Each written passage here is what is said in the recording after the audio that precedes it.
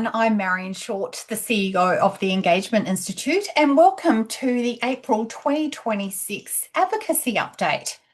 Well, there's been a lot happened since I last gave you an update, so my apologies for the dry patch in between.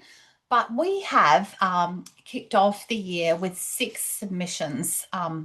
So that's quite a lot. So I'm going to rattle through them, and the links will all be on our website. So we started off the year with a submission into the inquiry into financial support for state and local government infrastructure projects. This closed on the 21st of January. So as you can see, a nice snappy start to the new year. And it's an area that a lot of our members are from, state and local government. So it was a really important submission for us to undertake.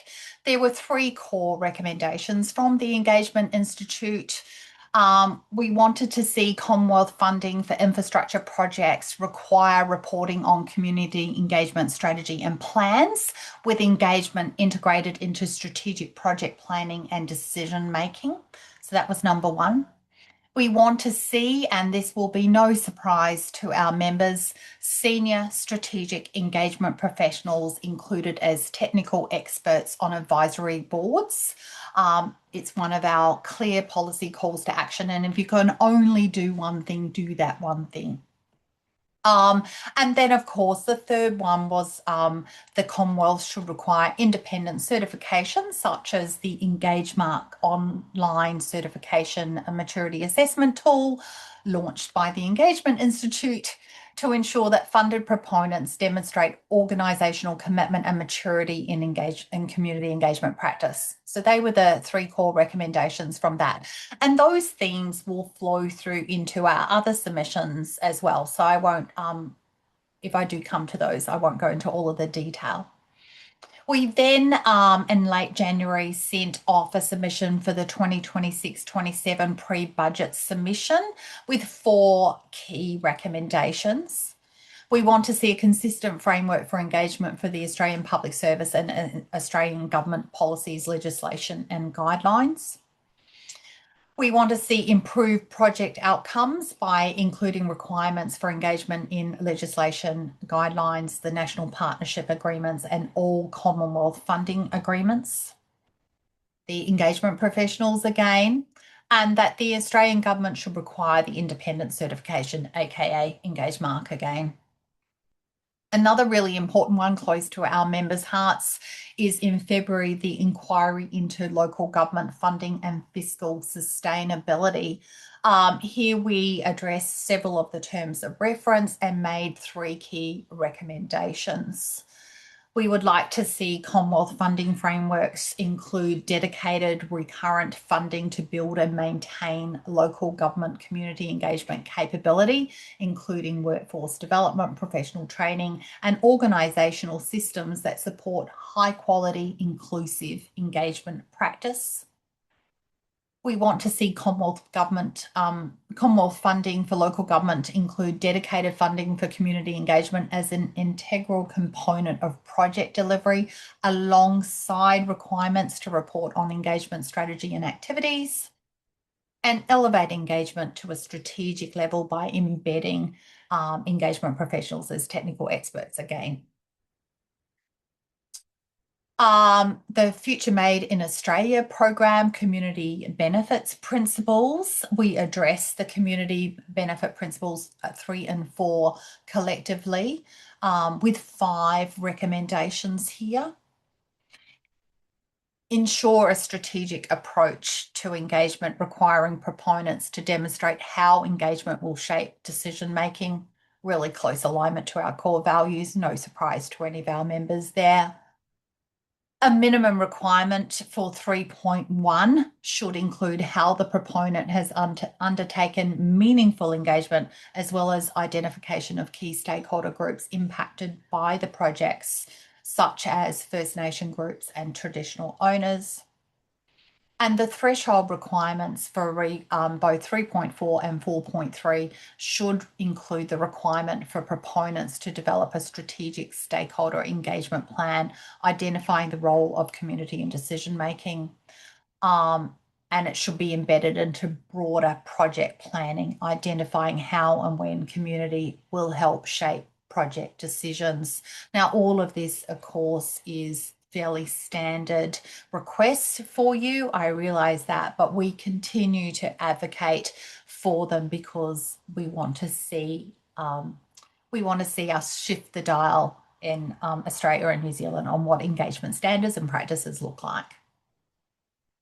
We encourage that the principles be aligned with existing guidelines mandated by other Australian government agencies, albeit a high level, and ensure that specific engagement techniques are not mandated. We do not think this is helpful, as these may create confusion and further fragmentation.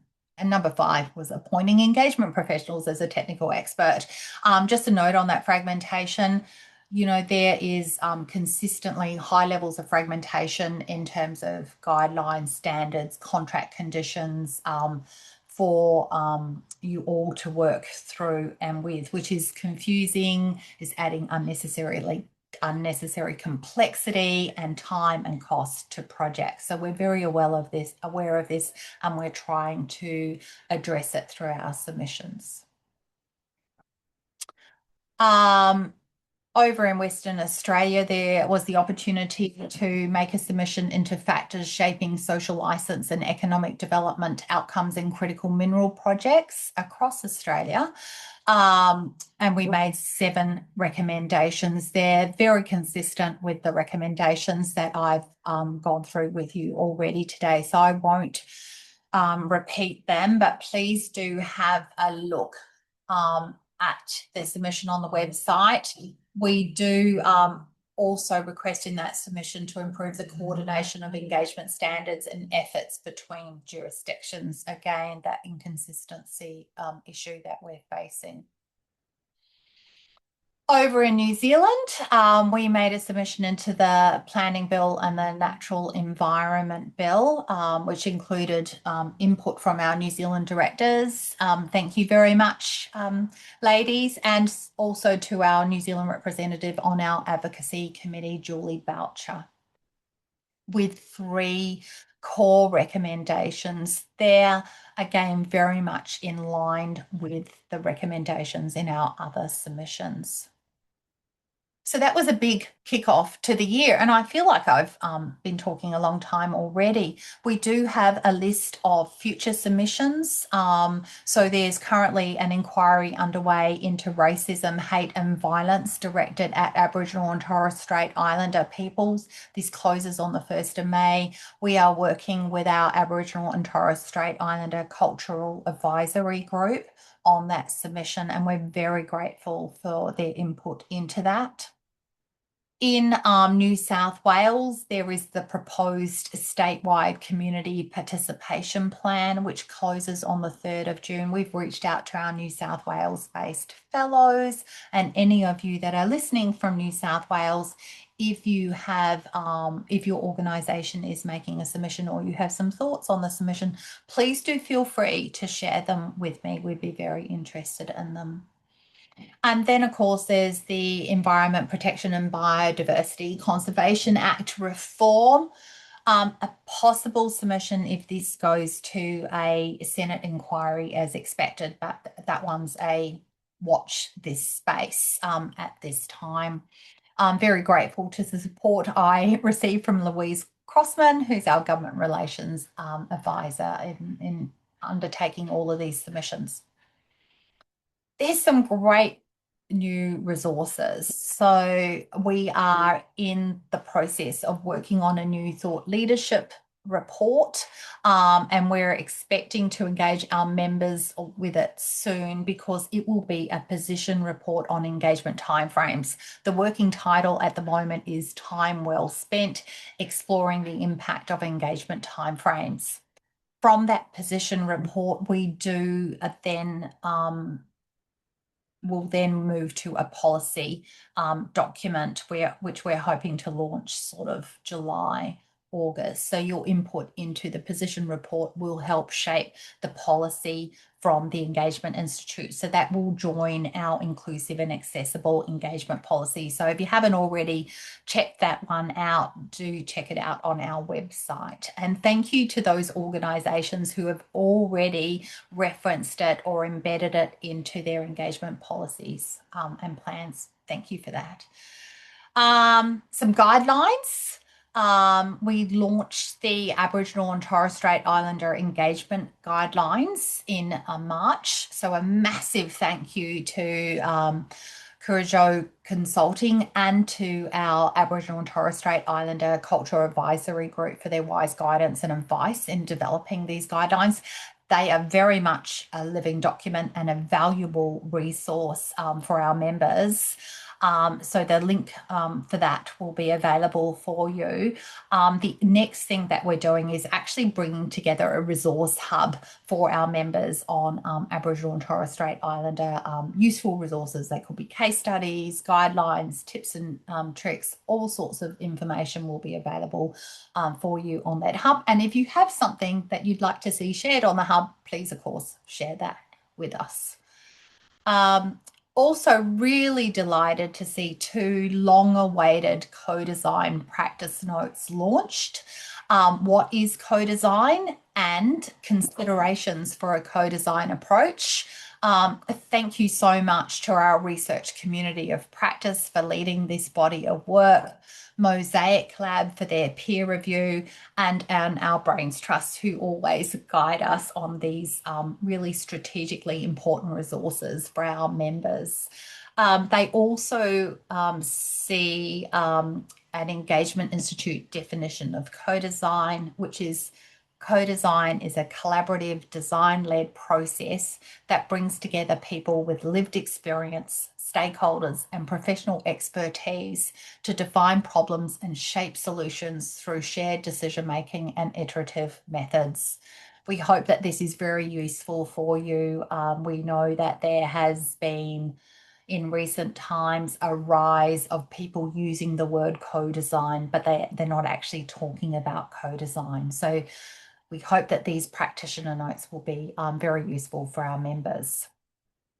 Some webinars. This week, actually, we're hosting a debrief on the inquiry into community consultation practices in Victoria following the release of their final report, Community Consultation Practices. There will be lots of learnings from this that are applicable to all jurisdictions. So if you're not based in Victoria, but you're interested in the learnings and how they might support you in your jurisdiction, come along, check it out. Really great, wonderful panel of people that all appeared at the Select Committee inquiry in August last year. So a massive shout out to Amy Hubbard, Dr. Sarah Bryce, Dr. Emmy Savellini, Donna Groves and Louise Crossman. It's going to be a great panel. Come along and join us and make sure you register for it. The link will be there, be moderated by our chair, Michelle Barry. So thank you, Michelle, for stepping into that hot seat. Free for members, register on our website. So that was a really long list of things that we've managed to achieve in our advocacy work plan for this first quarter of 2026. We have an ambitious agenda ahead of us for the rest of the year. So stay tuned, and we look forward to sharing that position report with you for your feedback as well. Thank you.